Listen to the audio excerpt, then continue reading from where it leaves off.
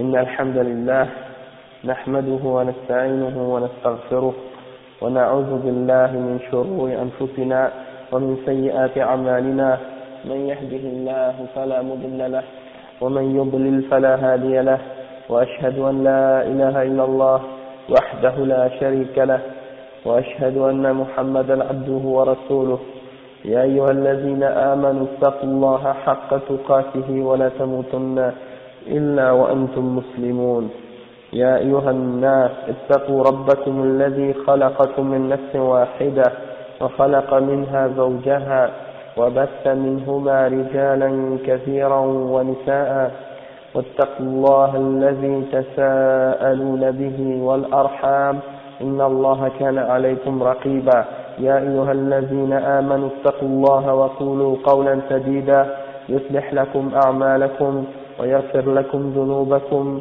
ومن يطع الله ورسوله فقد فاز فوزا عظيما فإن خير الكلام كلام الله وخير الهدي هدي محمد صلى الله عليه وسلم وإن شر الأمور محدثاتها وكل محدثة بدعة وكل بدعة ضلالة وكل ضلالة في النار. Donc on avait commencé à expliquer la semaine dernière tout ce qui a rapport avec l'iman. On a dit que l'iman, selon ce que l'imam Ahmad a dit au point 24 dans Usul al-Sunnah, il a dit l'iman qawlun wa amal yazid wa yanqus kama jaa fi al-khabar akmalu al-mu'minina imanan ahsanuhum khuluqa. Donc ça c'est un hadith authentique rapporté par Ahmad et Abu Daoud et d'autres.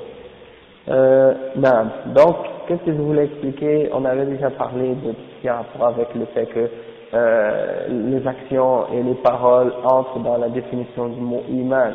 Et on avait expliqué que il y a les gens qui ont dévié sur l'iman, ce sont par exemple al-Khawarij, qui ont dit que si quelqu'un a fait un péché, donc automatiquement il est devenu kafir et il sort de la foi.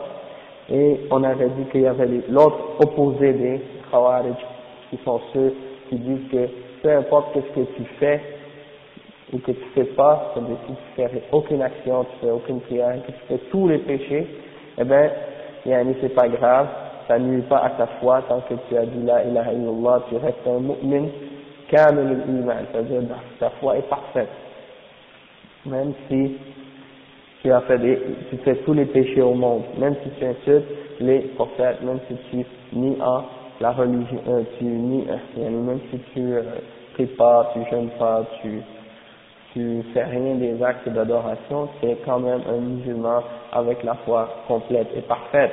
Et ça c'est l'opinion des Murji'a, ceux qui croient que, par exemple, si les anges et les prophètes et les pécheurs et les gens qui font des crimes et tout, eh ben, tant qu'ils sont, pour eux, ils sont tous à un niveau égal de foi.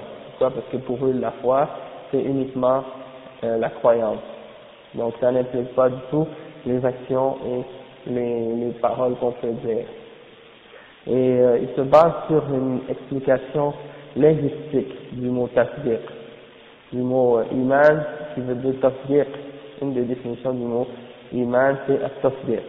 Excepté que cette définition linguistique-là ne donne pas la signification complète du mot iman. Parce qu'on sait que, bon, dans la langue arabe, beaucoup de mots, beaucoup de noms, de noms ou de mots qu'on utilise dans l'islam, ben, si on les prend juste au plan linguistique, ils ont une signification qui est limitée par rapport à la signification islamique. Comme par exemple, dans la langue arabe, as-salat, ça veut dire ad-du'a. As-salat, dans la langue arabe, ça veut dire ad-du'a. Donc si tu voudrais dire par exemple que la salat au sens uniquement linguistique, donc tout du'a serait une forme de salat, serait la salat. Excepté que dans le sens islamique, le mot salat, il a une signification plus détaillée et plus spécifique sur le plan islamique, c'est-à-dire que la salat, sur le plan islamique, c'est qu'est-ce qu'on connaît, qui commence par at-takbir et qui comprend la récitation du Coran et de se mettre en position de recours et de se mettre en position de sujoud, etc., qui possède un nombre spécifique de rak'ah et qui doit être fait selon des conditions bien connues, selon des règles bien connues, et qui se termine par at-taslim, donc qui nécessite le wudu et tout ça. Ça, c'est des règles et des conditions qui sont claires en ce qui concerne le sens religieux ou islamique du mot salat. Mais si tu le dis juste au sens linguistique, eh ben, il a une signification qui est ad-du'a, donc qui implique une signification beaucoup plus large. Donc, ça c'est juste un exemple, mais il y a beaucoup d'autres exemples aussi qu'on pourrait tirer d'utilisation de mots qui sont pris au sens linguistique d'une façon très large, puis qui ont été spécifiés ou clarifiés par différentes règles dans la charia, donc qui donnent un autre sens sur le plan religieux. Comme par exemple, as-siyam, dans la langue arabe, ça veut dire al-imsak, c'est-à-dire de se retenir, de faire quelque chose. Donc ça c'est au sens linguistique. Donc, mais dans le sens islamique, al-imsak que Allah nous demande, l'imsak que Allah nous demande de faire, wa alaykum assalam wa rahmatullahi wa barakatuh, al-imsak dans le sens islamique, ah ça va mon frère, alhamdulillah, oui, mais ça va reculer encore un peu avec le temps là, parce que là on commence maintenant, mais bientôt on aura plus de temps, peut-être on pourra sortir à 6h30, laisser le temps, on a commencé aujourd'hui à 6h30. Oui, donc je disais al-imsak, c'est la définition linguistique du mot siyam, et donc le jeûne que Allah nous demande de faire, c'est pas n'importe quel jeûne, c'est pas de se retenir de n'importe quoi, c'est de se retenir de certains aliments, des aliments et de la boisson et des rapports sexuels durant un temps, d'accord, durant un temps spécifique, c'est-à-dire entre le lever du soleil et le coucher du soleil, durant un nombre de jours précis, ou durant des périodes spécifiques de l'année, comme Ramadan ou des choses comme ça, et donc c'est limité, c'est clarifié, il y a des conditions et des règles, c'est pas n'importe quel imsak. Donc la même chose pour al-iman, c'est-à-dire que oui, au sens linguistique, bon, avant l'islam, les Arabes utilisaient le mot iman pour dire at-tasdiq, mais avec la venue de la charia et la venue du prophète Mohammed sallallahu alayhi wa sallam, il a ramené des explications et des clarifications qui viennent spécifier que c'est un tasdiq, mais un tasdiq qui est spécifique dans la charia, qui comprend les actions et les paroles. Et les Ash'ari, ils ont ramené cette idée que le tasdiq c'est quelque chose qui est uniquement dans le cœur, hein. Donc pour eux, le tasdiq c'est dans le cœur, donc ça n'inclut pas les paroles et les actions. C'est pour ça que pour eux, lorsque tu leur dis à des gens de ces catégories-là, tu leur dis, ya akhi, ittaqillah, crains Allah, pourquoi tu rases ta barbe, pourquoi tu fais pas la salat ou des choses comme ça, il te dit, ya akhi, al-iman fil qalb. Tu lui dis par exemple, ya ma soeur, pourquoi tu portes pas ton hijab, tu dis al-iman fil qalb. Donc tout, qu'est-ce qu'il répond? Tout ce qu'il répond, c'est que al-iman fil qalb, donc c'est basé sur cette bid'ah que ces gens-là ont ramené. Ibn Taymiyyah, dans son livre Al-Iman, il a réfuté cette idée que Al-Iman était seulement at-tasdiq, et il a ramené 16 arguments pour réfuter cette idée-là. Mais on va pas les mentionner toutes. Mais le chef il dit comme par exemple que c'est vrai qu'il dit أن يقال ليس هو مطلق التصديق بل هو تصديق خاص مقيد بقيود اتصل اللفظ بها وليس هذا نقلا للنص ولا تغييرا له فإن الله لم يأمرنا بإيمان مطلق بل بإيمان خاص وصفه وبينه. C'est-à-dire que Allah subhanahu wa ta'ala il dit comme par exemple que c'est pas une croyance, n'importe quelle croyance que Allah nous ordonne d'avoir, mais c'est une croyance spécifique qui est limité par des limitations et qui est restreint par des significations très claires. Et donc c'est une foi particulière, une croyance particulière qu'Allah nous ordonne, et elle inclut les actions et les paroles.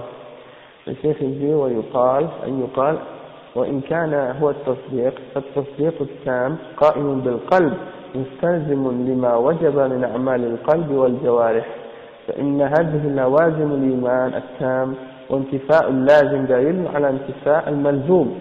عليكم السلام ورحمة الله. ويقول إن هذه اللوازم تدخل في مسمى اللفظ تارة وتخرج عنه أخرى.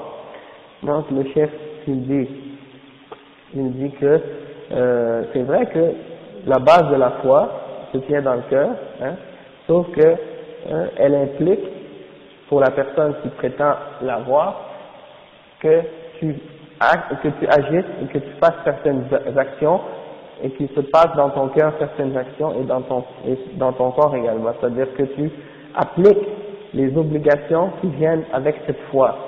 Donc si par exemple le prophète sallallahu alayhi wa sallam il te dit par exemple laisse pousser ta barbe et puis que toi tu dis oui j'ai la foi et que tu as la capacité de le faire mais que tu refuses, donc il y a un problème entre ta foi et les actions que tu refuses de faire, et quand c'est un ordre qui demande d'être appliqué. Donc c'est un exemple que le chef donne pour dire que c'est vrai, peut-être que la base de la foi est dans le cœur, mais cette foi-là, elle doit te pousser à faire des actions.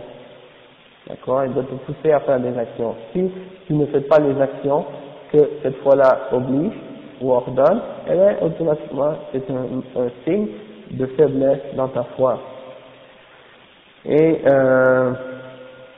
le chef il dit قول من يقول إن اللفظ ذاك على معناه في اللغة لكن الشرع زاد فيه أحكاما. C'est exactement ça. Il dit oui, la base de la signification linguistique elle reste, excepté que Allah il a rajouté à ce mot d'autres règles qui viennent clarifier et qui viennent spécifier une foi en particulier, et c'est celle-là qu'on doit accepter et qu'on doit prendre dans l'islam. C'est comme le mot bid'a dont on discutait. Dans la langue arabe, ça veut dire quelque chose. Ça veut dire toute chose qui est nouveau, qui est innové, qui n'avait pas été fait précédemment.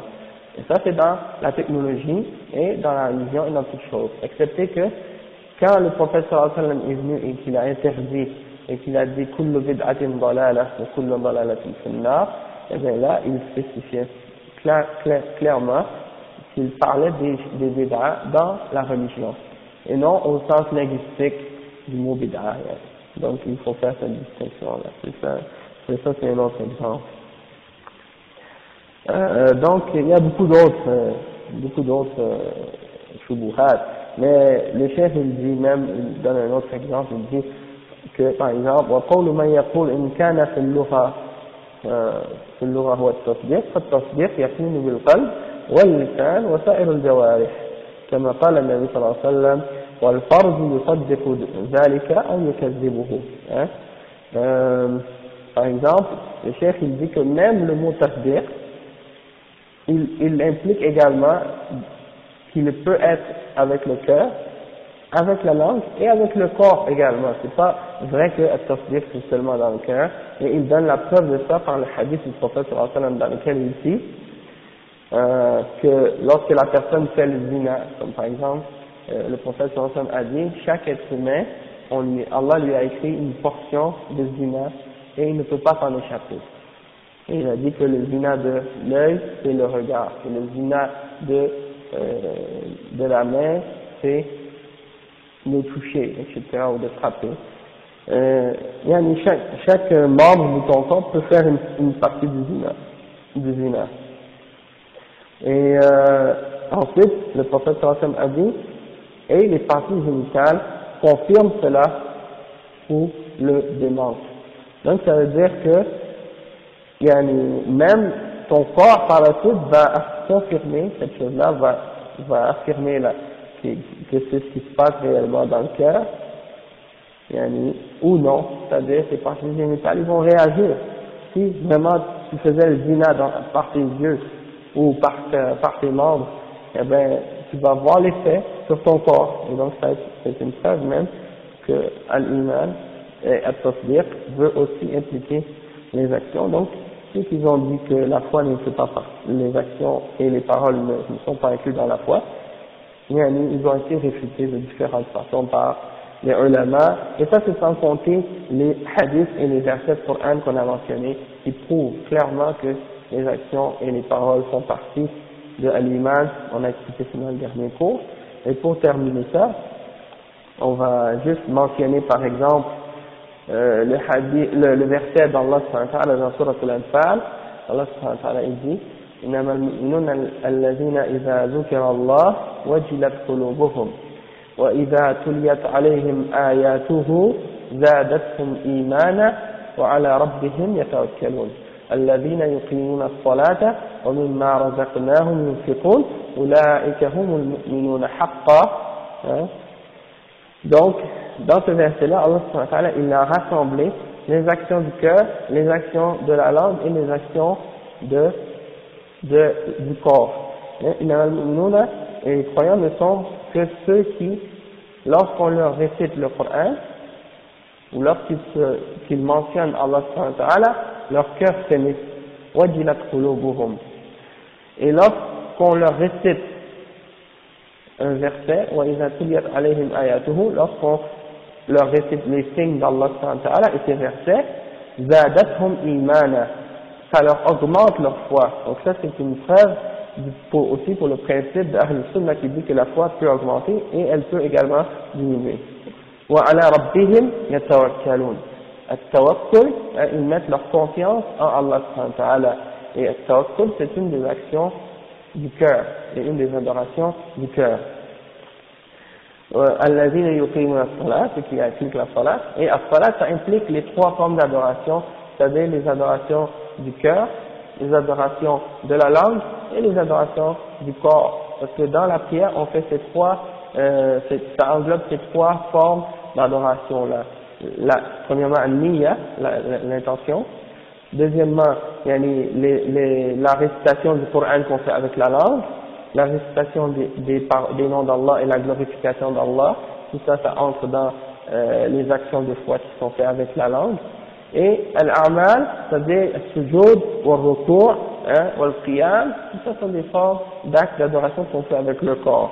Donc tout ça, ça rentre dans la définition de al-iman. وَمِمَّا رَزَقْنَاهُمْ يُنْفِقُونَ, et ils donnent de leur bien, de ce que nous leur avons donné de subsistance, ils donnent ça en charité. Donc ça rentre également dans la définition de la foi, et que les actions font partie de cette foi-là. Et Allah a terminé ce verset-là en disant que أُولَٰئِكَ هُمُ الْمُؤْمِنُونَ حَقًّا. Voilà les vrais croyants. D'accord? Et ça nous montre également que, comme les ulama ont dit, que si la foi peut augmenter, eh bien automatiquement, c'est clair qu'elle peut descendre parce que tout ce qui augmente peut diminuer. Et une des preuves qu'ils ont utilisées comme ça pour montrer que, parce que certains parmi les gens de Bid'a disent que la foi est toujours stable et que c'est une seule foi, elle ne diminue pas et n'augmente pas, comme les Murji'a, comme les Ash'a'ira et d'autres. Parce qu'ils disent que c'est at-tasdiq. Mais là, on a la preuve que cette foi-là, elle augmente. Dans des versets clairs dans le Coran. Et le prophète sallallahu alayhi wa sallam a dit, le plus parfait d'entre les croyants, et celui qui a une foi plus parfaite parmi les croyants, c'est celui qui a le meilleur comportement parmi vous. Donc ça prouve que la foi peut être complétée, peut être parfaite. Tandis qu'elle peut également diminuer, d'accord? Parce que si un musulman, par exemple, ou un, wa alaykum salam wa rahmatullahi wa barakatuh, ça veut dire que plus un musulman aura une foi, ou plus un musulman, un croyant aura un bon comportement, plus sa foi aura été complétée. Tandis que si son comportement est moins proche de la sunna, moins proche des ordres d'Allah subhanahu wa ta'ala, donc ça prouve qu'il sera moins complet dans sa foi. D'accord? Donc ça c'est une preuve également qu'il y a des niveaux de foi. Pas tout le monde a le même niveau de foi. Et une autre preuve aussi de ça, que les foi sont différentes d'une personne à l'autre, et que dans la même personne, la foi peut augmenter à certains moments et diminuer à certains moments, Et il y a aussi le fait que le prophète sallallahu alayhi wa sallam a dit que parmi les gens qui seront sortis de l'enfer, parmi les musulmans au jugement dernier, il y aura des gens qui n'auront qui auront seulement un poids d'une graine de moutarde de foi. D'accord? Donc toute personne qui a un atome de foi ne restera pas dans l'enfer pour l'éternité. Donc ça prouve qu'il y a des gens qui auront des montagnes de foi, c'est-à-dire leur foi est grande, de la grandeur des montagnes. D'accord? Tandis qu'il y en aura d'autres qui auront des foi tellement faibles que ça arrive même le poids d'une graine de moutarde. Sauf que, c'est une foi quand même. D'accord? C'est la preuve que la foi n'est pas toujours au même degré et au même niveau.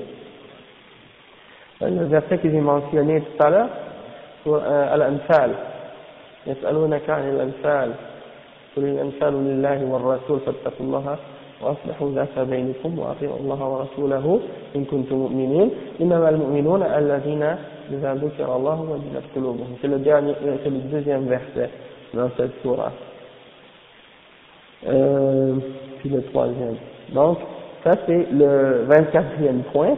Je pense qu'on a survolé quand même assez bien la question. Et il y a d'autres versets dans le Coran qui prouvent que la foi augmente. Allah dit لِيَزْدَادُوا إِيمَانًا مَعَ إِيمَانِهِمْ Sourate al-Fath, pour montrer que la foi augmente, dans le but qu'on rajoute de la foi à leur foi. Un autre verset qu'Allah dit, dans lequel il dit وَمَا زَادَهُمْ إِلَّا إِيمَانًا وَتَسْلِيمًا Sourate al-Ahzab, verset 22. Et ça ne leur a augmenté qu'en foi et en soumission. Et dans un autre verset, Allah s.a.w. dit فَزَادَهُمْ إِيمَانًا وَقَالُوا حَسْبُنَا اللَّهُ وَنِعْمَ الْوَكِيلُ. Dans Sourate Al-Imran, verset 173, Allah s.a.w. dit et ça les a augmentés en foi et ils ont dit notre Seigneur nous suffit, Allah nous suffit et c'est lui le meilleur des gérants ou le meilleur garant. Et le chef il mentionne, celui qui fait les commentaires, il dit وفي الحديث المتفق عليه من رواية أبي هريرة أن الإيمان بضع وستون شعبة. Dans un autre verset بضع وسبعون شعبة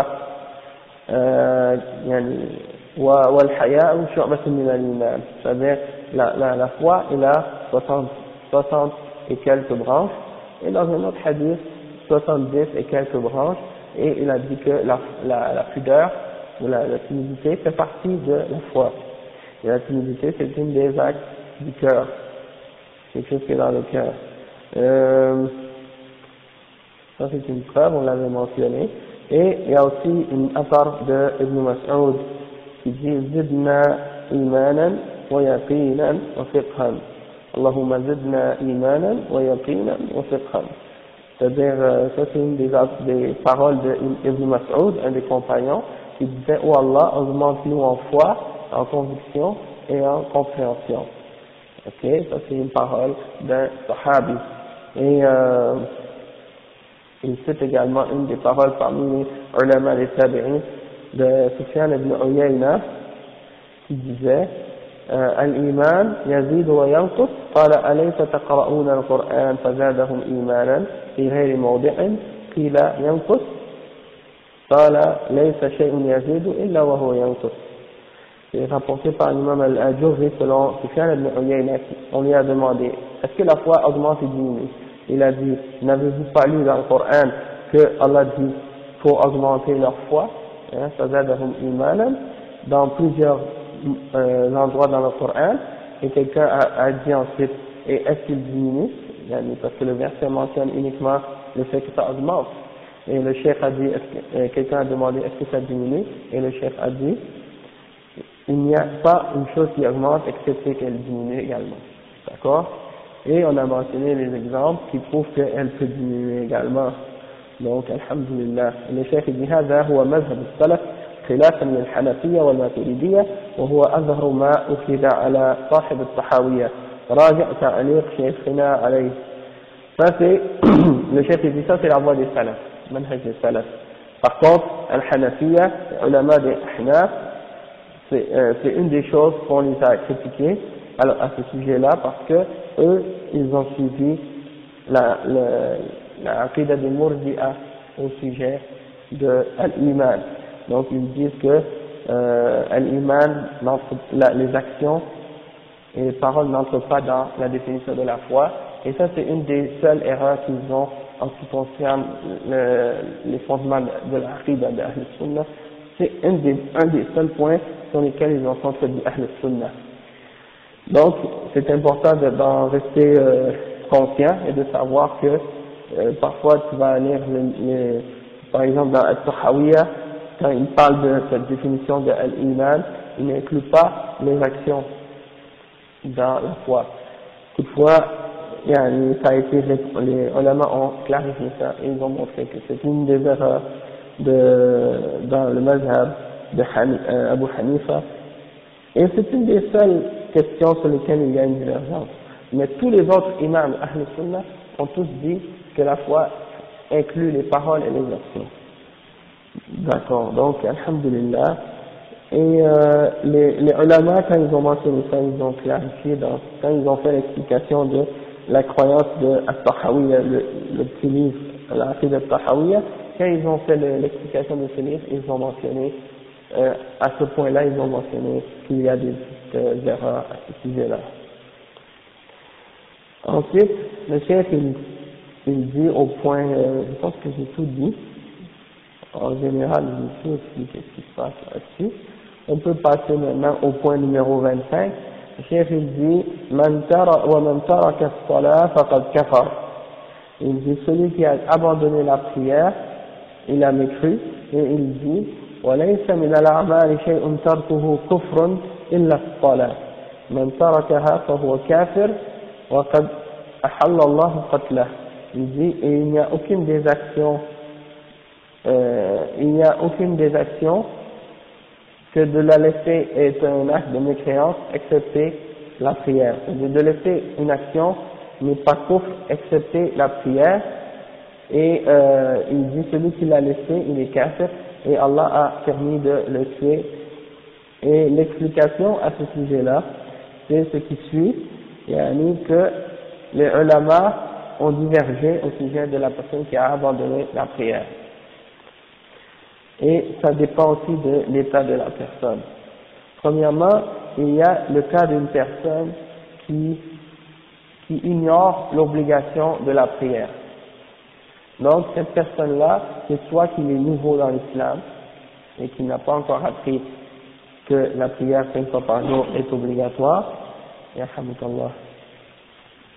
ou bien c'est le fait que la personne est née musulmane, excepté qu'elle a grandi dans un environnement où les gens ne savent pas que la prière est obligatoire 5 fois par jour, et peut-être qu'ils ont pris ça comme une sorte de coutume, et ils n'ont pas compris que c'est une chose obligatoire. Dans ce cas-là, ces gens-là ne sont pas des kuffars. Ces gens-là doivent être enseignés, on doit leur montrer l'importance de la salat, et leur apprendre que c'est une obligation, et leur clarifier les choses.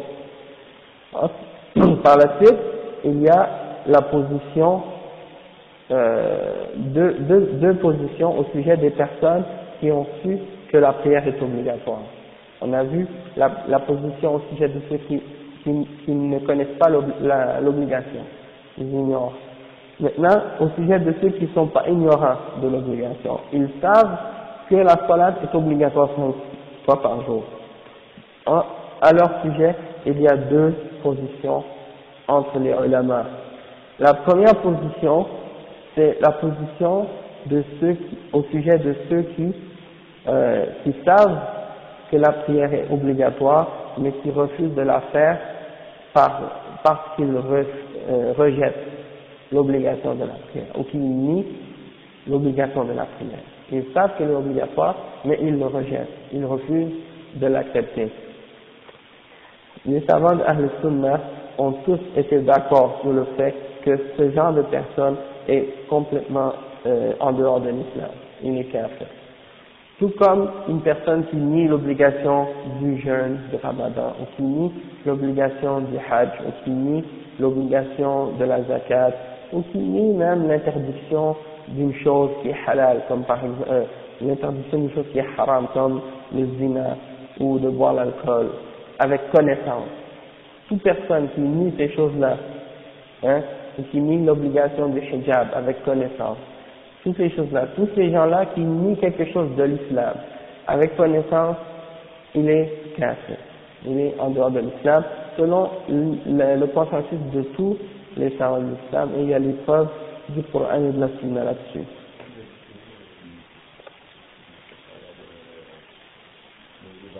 Riba.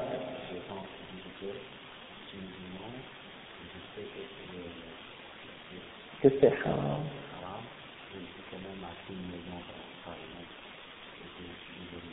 Ouais, mais là il y a une nuance là. Il y a une différence entre la personne qui dit, ben ça on va y venir de toute façon, ouais. Je pense que tu as compris. Ouais, c'est ça. Non, on n'est pas rendu dans ce cas-là. Oui, celui-là il dit non, c'est pas haram l'alcool, c'est pas haram de boire l'alcool, c'est pas haram de faire le riba, c'est halal. Et il sait que Allah dit par exemple wa ahallallahu al-bay'a wa harrama al-riba.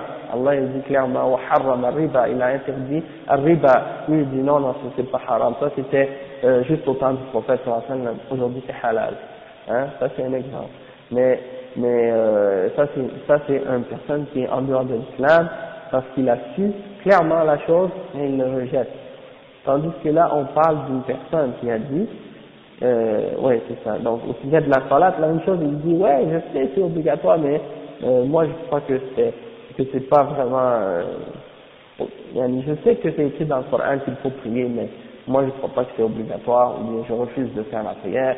C'est quelque chose qui est par exemple c'est quelque chose pour les gens bêtes, pour les gens retardés, qui sont rétrogrades, ou je sais pas quoi encore, quelle autre excuse ils doivent donner, mais c'est des gens qui cherchent des moyens pour rendre ça comme si c'est pas obligatoire, donc ça ces gens-là sont des kuffars. Maintenant il y a l'autre catégorie, ce sont les gens qui connaissent l'obligation de la prière, excepté qu'ils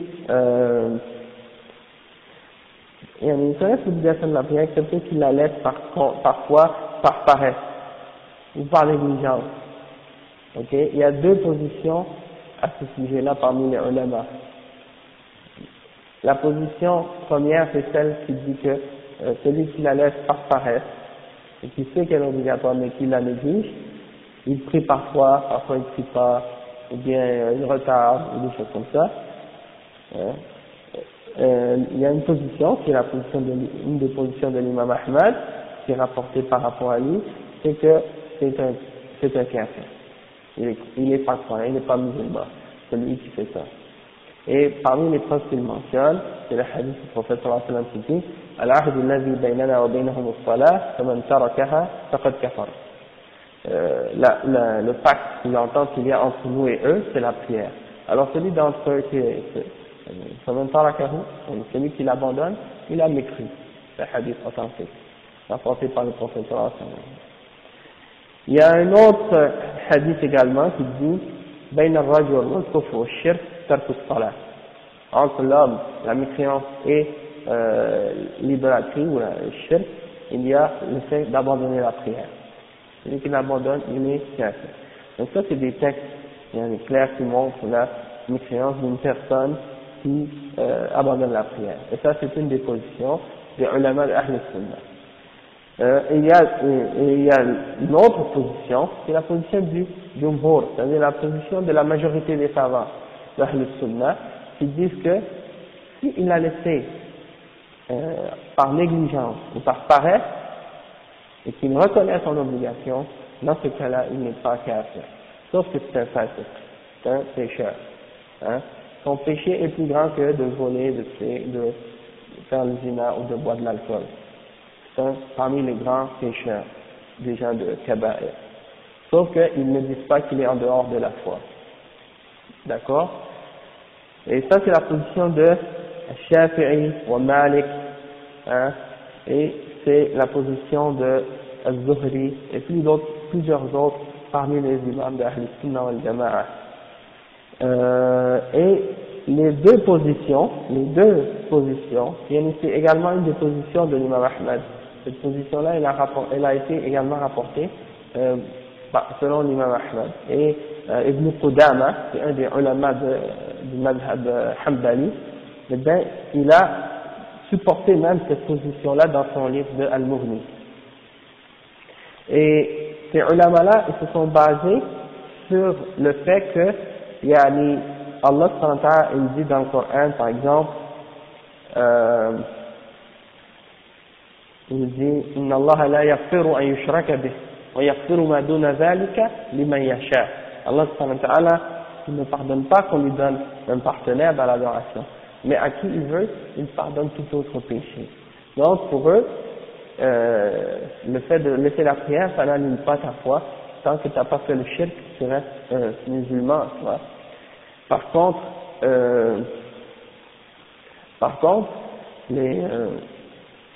les arguments des autres, ils ont répondu de la façon suivante. Quand ils ont vu le hadith, par exemple, qui dit entre l'homme et la mécréance et le shirk, il y a l'abandonnement de la prière, ou d'autres hadiths qui disent le pacte qu'il y a entre nous et eux, c'est la prière, alors celui qui l'abandonne, il a mécru, eh bien, ils répondent en disant que ça veut pas nécessairement dire que la personne qui fait ça est en dehors de l'islam. Parce que parfois, il y a un niveau de kufr qui fait pas sortir de l'islam, c'est-à-dire le kufr mineur et le kufr majeur. Comme il y a le shirk mineur et le shirk majeur, et il se base sur l'exemple, par exemple, qui dit que le prophète sallallahu alayhi wa sallam a dit Man ata imra'atahu fi duburiha faqad kafar. Celui qui a des rapports sexuels avec sa femme par l'anus, il a mécru. Ça c'est un hadith du prophète sallallahu alayhi wa sallam. Sauf que les savants de Ahl Sunnah sont tous d'accord pour dire que celui qui fait ça, il n'est pas kafir, il n'est pas en dehors de l'islam. D'accord? Sauf qu'il a fait un péché que le prophète sallallahu alayhi wa sallam a nommé comme étant kufr. Et c'est un kufr mineur, c'est un kufr majeur. Et les savants de l'islam n'ont pas fait sortir quelqu'un de l'islam pour avoir fait ça.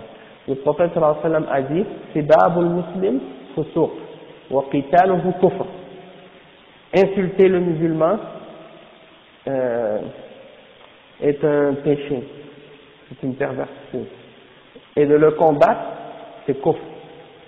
Et les savants ont dit, malgré ça, ça ne veut pas dire qu'il est kafir, parce qu'Allah dit وَإِنْ طَائِفَتَانِ مِنَ الْمُؤْمِنِينَ اقْتَتَلُوا فَأَصْلِحُوا بَيْنَهُمَا. Le premier, Man ata imra'atahu. Non? Le deuxième, Sibabul muslimi fusuq. Sibab, ça vient de sab. Sibabul muslim fusuq. وَقِتَالُهُ كُفْرٌ. Donc Allah subhanahu wa ta'ala dit ici, il y a deux groupes parmi les croyants qui se combattent, alors essayez de les réconcilier entre eux. Hein? Et si un des deux transgresse contre l'autre, alors combattez celui qui transgresse jusqu'à ce qu'il revienne à l'ordre d'Allah subhanahu wa ta'ala. Donc ça veut dire que Allah les a appelés, les deux, des croyants, malgré qu'ils se combattent. Donc c'est une preuve que le fait de se combattre et que le prophète sallallahu alayhi wa sallam l'a appelé kufr, c'est pas nécessairement qu'ils sont en dehors de l'islam, mais que c'est un acte qui fait partie des branches du kufr, mais qui ne fait pas sortir de l'islam. C'est comme le prophète sallallahu alayhi wa sallam, il a dit par exemple, Man lam yaghzu wa lam yuhaddith nafsahu bil ghazw mata ala shu'batin min an-nifaq. Celui qui n'a pas combattu et qui n'a pas eu l'intention, qui ne s'est pas donné l'intention de combattre dans le djihad, eh ben, il meurt sur une des branches de l'hypocrisie. Ça ne veut pas dire qu'il est en dehors de l'islam et qu'il est kafir. Ça veut dire qu'il a une des branches de l'hypocrisie parce que la mécréance et l'hypocrisie et le shirk ont des différentes branches. Et tu peux être un croyant tout en ayant certaines des branches d'hypocrisie, ou certaines branches de kufr, ou certaines branches de shirk, avec le salam, tout en ayant la base de la foi en toi. Mais tu as des caractéristiques des kuffars, ou des caractéristiques des mushrikin, ou des caractéristiques des munafiqin. C'est pour ça. Ça veut pas dire que tu es en dehors de la foi. D'accord? Donc c'est pour ça.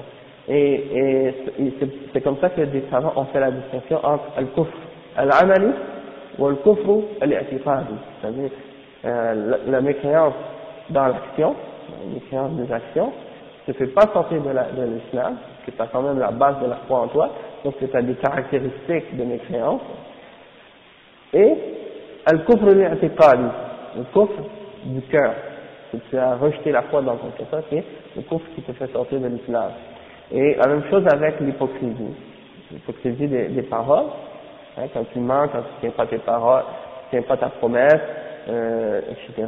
Puis le kufr, le nifaq al-qalbi, c'est-à-dire le nifaq dans le cœur, c'est que tu montres que tu es croyant, mais dans ton cœur, tu rejettes l'islam, tu rejettes le prophète sallallahu alayhi wa sallam, tu détestes les musulmans, tu détestes l'islam. Ça c'est l'hypocrisie du cœur. D'accord? Donc avec ça, il est important de comprendre également que les ulama parmi les salafs qui ont dit que la personne qui abandonne la salat est kafir, et les autres qui ont dit que celui qui l'abandonne, il n'est pas kafir, les deux se respectent et ils s'aiment et ils se considèrent tous les deux comme étant parmi Ahl Sunnah al Jama'a. Hein? Mais si vous entendez il n'y a pas parmi les, par exemple l'imam Ahmad, il n'a pas traité les gens qui disaient que, par exemple les autres imams qui ont dit qu'il n'est pas kafir, l'imam Ahmad n'a pas dit que ce sont des murji'ah. Et les gens qui ont dit qu'il n'est pas kafir n'ont pas traité Ahmad d'être un khariji. D'accord? Mais par contre, aujourd'hui, par exemple, il y a l'imam Al-Albani, Cheikh Al-Albani, qui a défendu la position du Jumhur, de la majorité des ulama, qui disait que celui qui abandonne la prière par négligence ou par paresse, il n'est pas kafir. Il est toujours musulman, mais avec son péché et avec une foi faible. Et puis il y avait Cheikh Al-Albani, Cheikh Bin Baz et Ibn Uthaymin, et la plupart des grands ulama de l'Arabie Saoudite qui disaient que celui qui abandonne la prière, même par paresse ou par négligence, il sort de l'islam, il est kafir. Et s'il meurt, il doit être jeté dans un endroit éloigné, on ne l'enterre pas, on ne prie pas sur lui, il ne mérite pas, sa femme doit être séparée de lui, et il y a toutes ces choses-là, et eux ils défendent cette position, et c'était des positions parmi les positions de Ahl Sunnah, et Al-Albani n'a jamais dit que ce sont des Khawarij, d'accord? Par contre, il y a des gens qui sont venus par la suite, parmi des gens de fitna, de bid'ah, qui essaient de critiquer l'un ou l'autre des groupes en essayant de leur donner des accusations ou les appeler par des noms comme Murji'a ou Khawarij. Hein? Donc certains gens de Takfir en Arabie Saoudite qui ont accusé Cheikh Al-Albani d'être un Murji, et d'autres qui ont essayé de dire par exemple que peut-être Cheikh Bin Baz et les autres ont des croyances qui sont comme celles des Khawarij. Et ça c'est la position des gens de Bid'ah. Ils accusent ces gens-là, alors que tous ces imams-là, Bin Baz, Ibn Uthaymin, Al-Albani, ont tous un salaf. C'est-à-dire ils ont tous quelqu'un qui l'ont précédé à leur position. Ce ne sont pas des innovateurs ou des gens qui sont venus avec quelque chose de nouveau à ce sujet-là. Donc, alhamdulillah rabbil alamin. Donc, avec ça, on va conclure et on va juste terminer en expliquant la dernière parole au sujet du fait que l'imam Ahmed a dit que parmi il n'y a pas d'action que de l'abandonner est un acte de mécréance excepté la salat.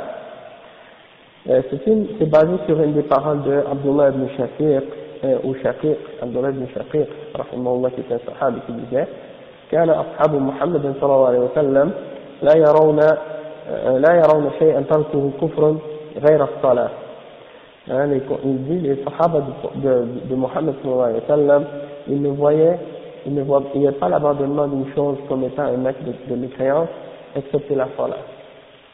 D'accord?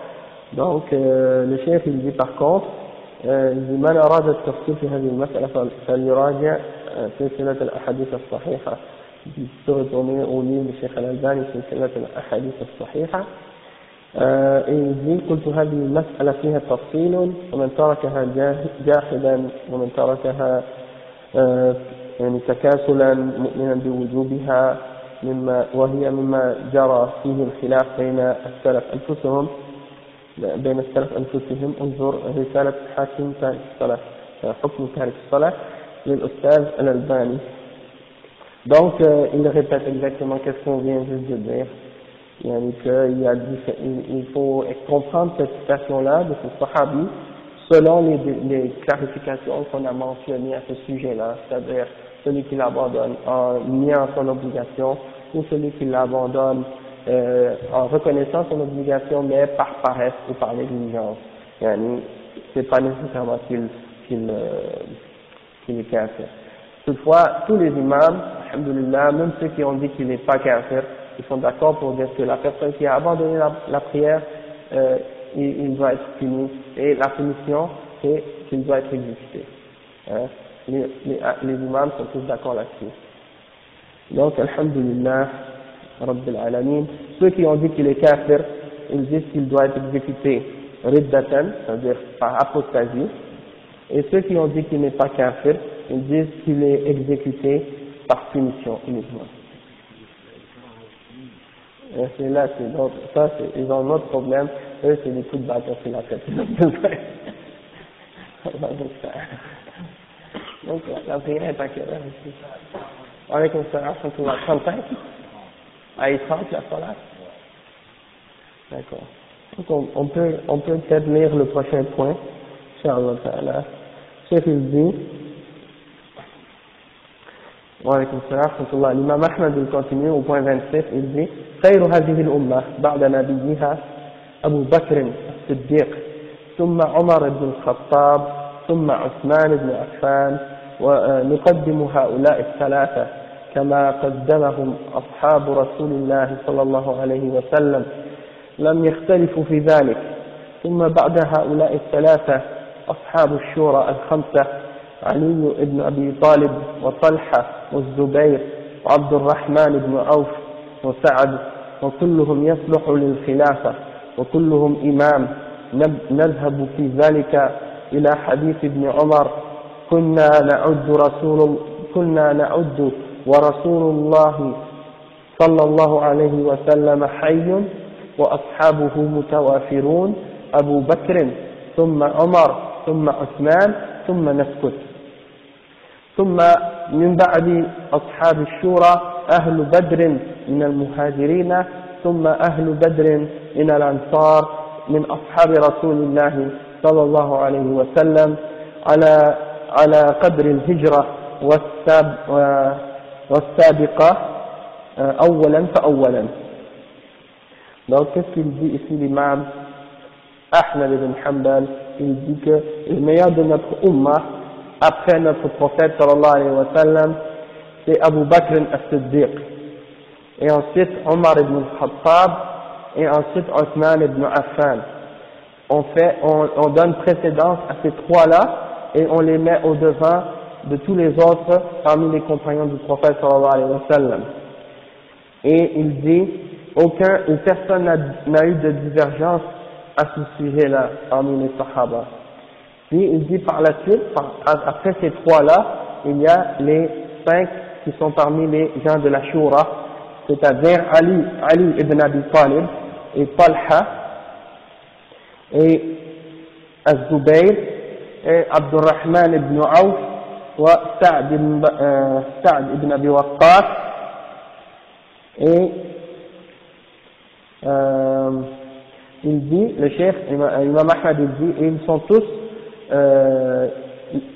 éligibles au khilafa, c'est-à-dire ils sont tous valables, ils méritent tous d'être un khalifa, ils ont tous les qualités nécessaires pour être un khalifa.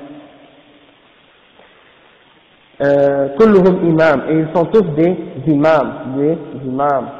نذهب في ذلك, il dit notre position est basée sur le hadith d'Ibn Omar dans lequel il dit nous comptions au temps du prophète sallallahu alayhi wa sallam alors qu'il était vivant, ainsi que un grand nombre des compagnons du prophète sallallahu alayhi wa sallam. On disait en ordre d'importance que c'était Abu Bakr, ensuite Omar, ensuite Othman, et puis ensuite on se tait. C'est-à-dire après ces trois-là, ils ne disaient pas qui était meilleur. الشيخ الدي وصله المصنف وقال حدثنا أبو معاوية حدثنا حدثنا سهيل بن أبي صالح عن أبيه عن ابن عمر قال فذكره وصحح إسناده شيخنا على شرط مسلم. L'imam Al-Albani, il a authentifié ce hadith-là selon les conditions de l'imam Muslim dans Sunnah, et puis il a été rapporté par l'imam Ibn Kathir et d'autres comme également Al-Bazzar, et l'imam Al-Bazzar a dit هذا إسناد صحيح على شرط الشيخين لم يخرجوه والحديث أخرجه البخاري وابن أبي عاصم.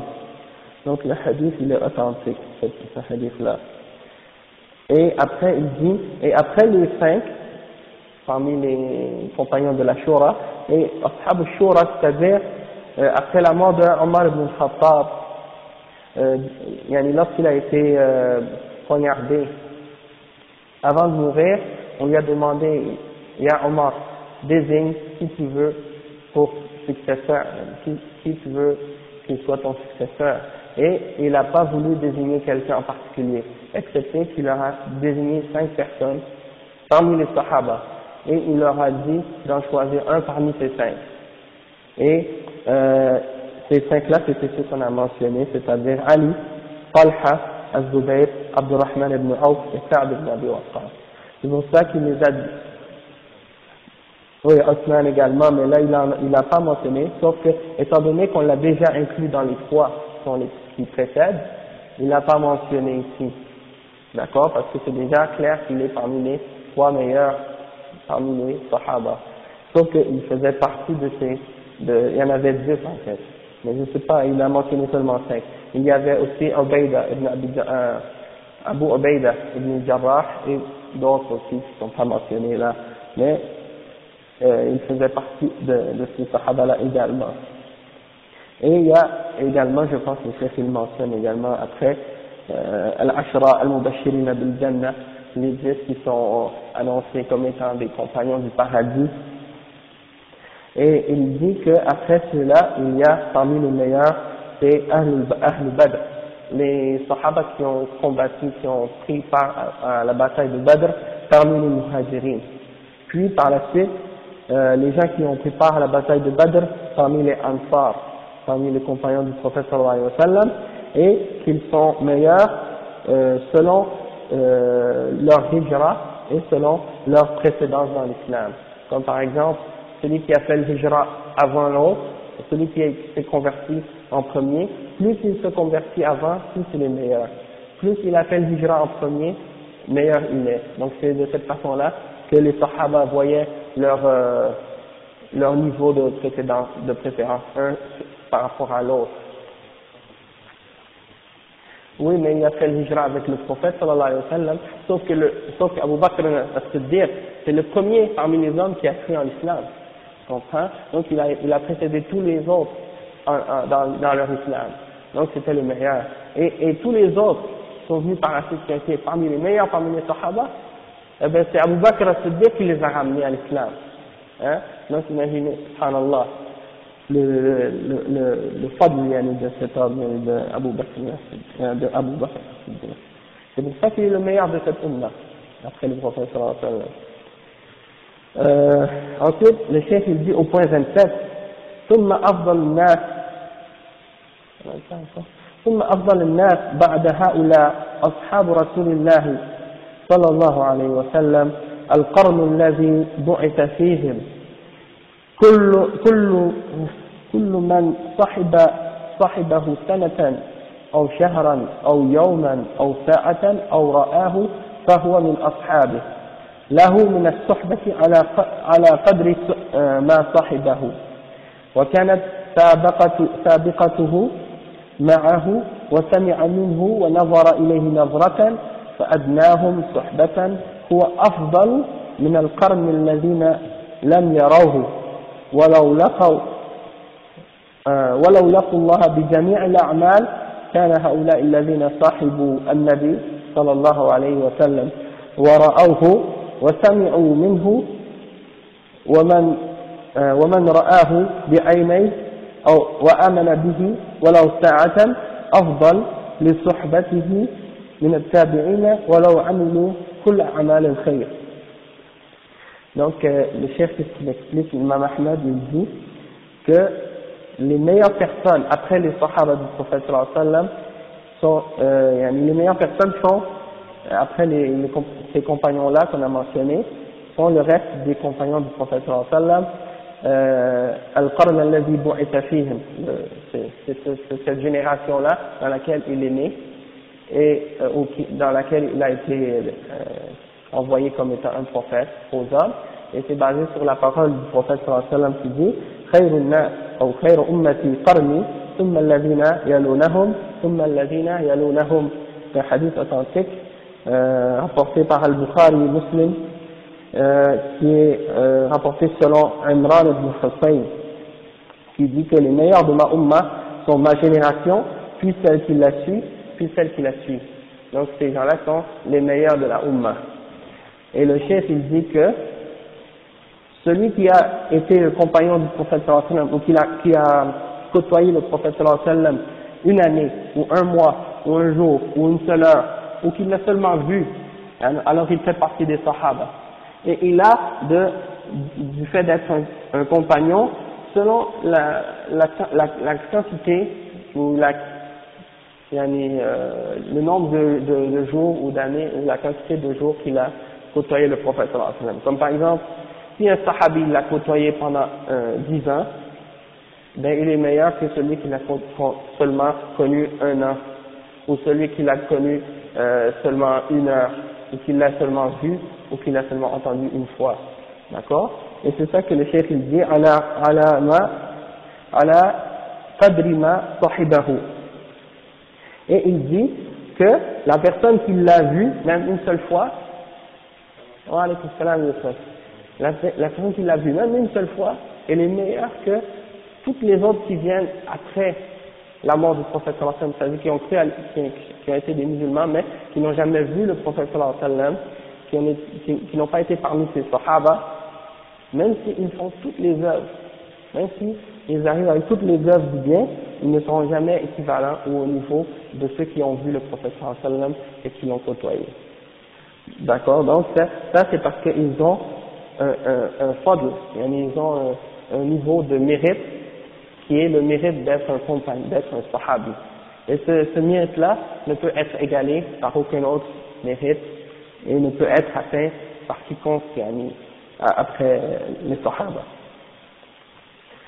Et il y a beaucoup de preuves de ça, Allah subhanahu wa ta'ala dit وَالسَّابِقُونَ الْأَوَّلُونَ مِنَ الْمُهَاجِرِينَ وَالْأَنصَارِ وَالَّذِينَ اتَّبَعُوهُم بِإِحْسَانٍ رضي الله عنهم ورضوا عنه. السابقون الأولون, les tout premiers qui ont précédé parmi les muhajirin et les ansar, et ceux qui les ont suivis en bien, Allah est satisfait d'eux et eux sont satisfaits de lui. Et le prophète sallallahu alayhi wa sallam a dit لو أن أحدكم أنفق مثل أحد ذهب ما بلغ مد أحدهم ولا نصيفه. Si un d'entre vous si un d'entre vous vous donniez la quantité de Uhud en or, vous ne pourriez même pas atteindre la poignée d'un d'entre eux, même pas la moitié de cette poignée-là, une poignée de main d'or que tu donnes. Si lui, le sahabi, donne une poignée d'or, eh ben, toi, même si tu donnes la quantité de Uhud, tu ne pourrais même pas égaler la quantité d'or que tu donnes, que le sahabi a donné, même une poignée de main, ça va jamais être égal. C'est-à-dire, le sahabi, il peut donner une poignée de main, et ça ne va jamais être équivalent à lui-même si tu donnes une montagne. Donc, on va s'arrêter ici, Inch'Allah. Et la semaine prochaine, on va continuer avec le reste du livre de l'imam Ahmed, Inch'Allah. سبحانك اللهم وبحمدك أشهد أن لا إله إلا أنت أستغفرك وأتوب إليك.